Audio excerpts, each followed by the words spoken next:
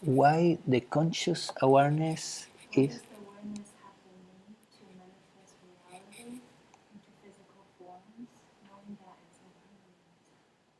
Oh, why consciousness is manifesting a reality that is impermanent? What?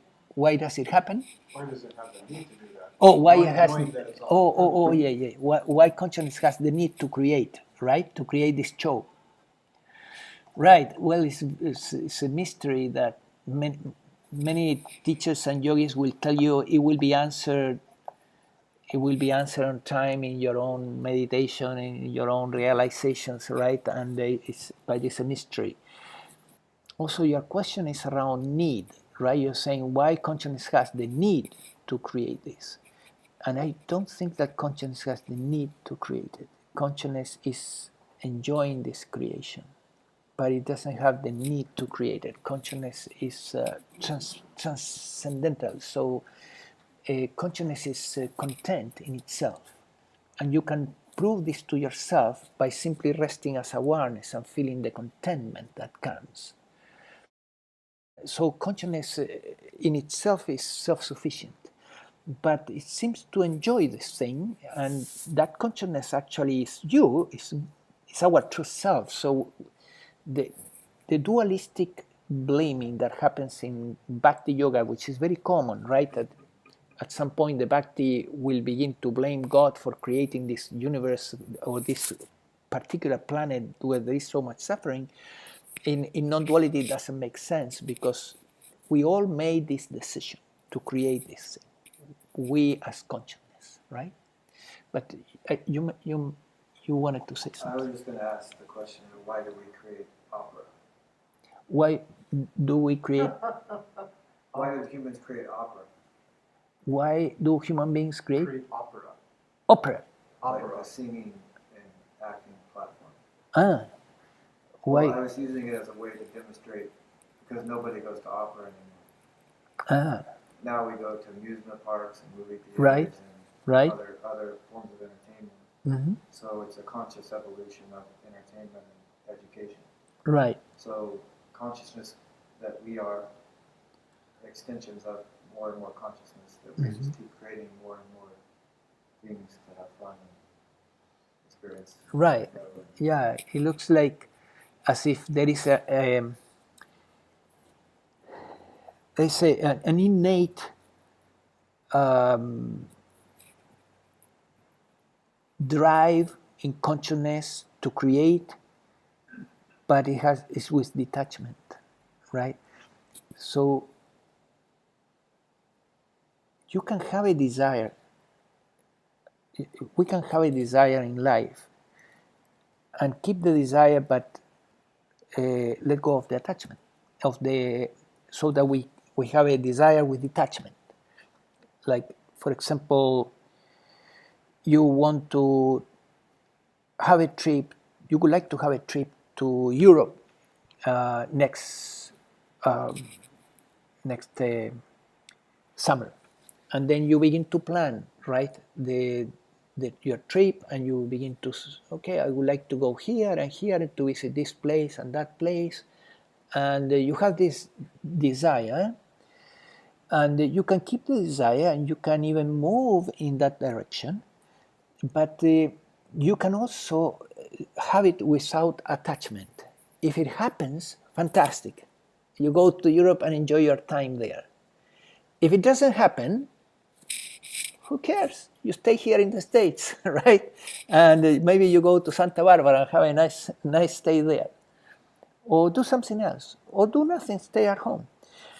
The detachment is something that we can experience in the human condition. So you can imagine how the divine, how detached is from this creation. And still is fully participating.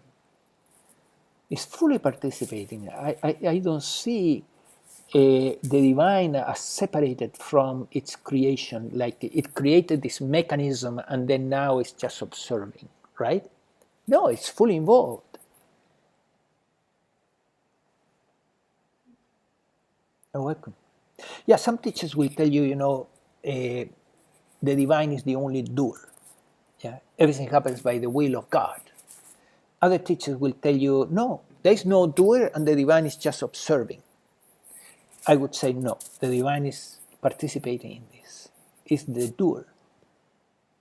It's the seer and the doer.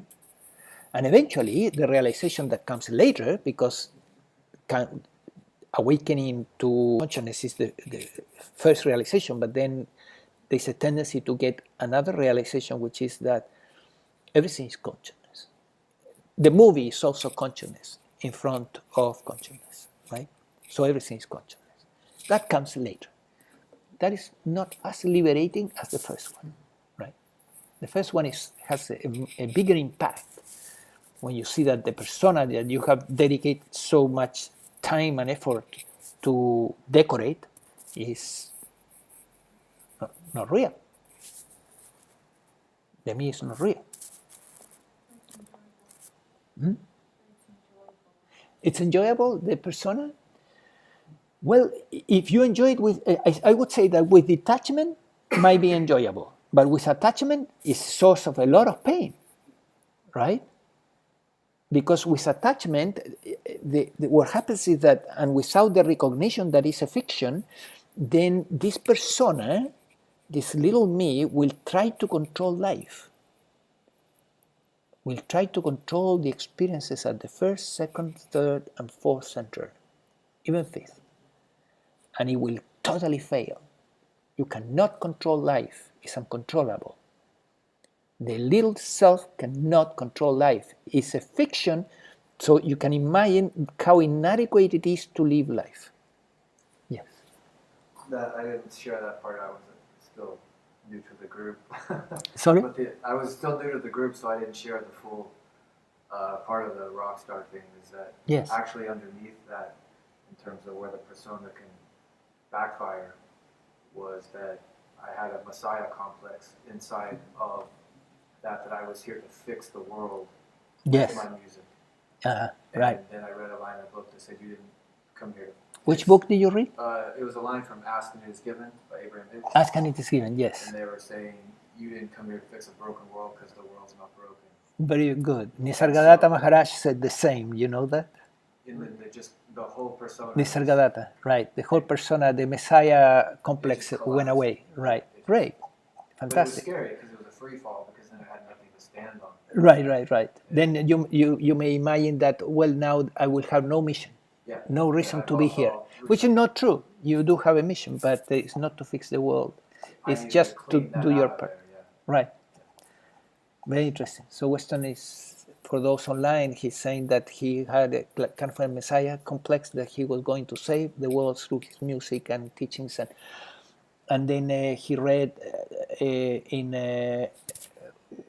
Abraham Hicks that you're not here to fix the world. You're not here to fix it because it's not broken. To fix it because it's not broken. And that made this drive collapse, right? Yeah.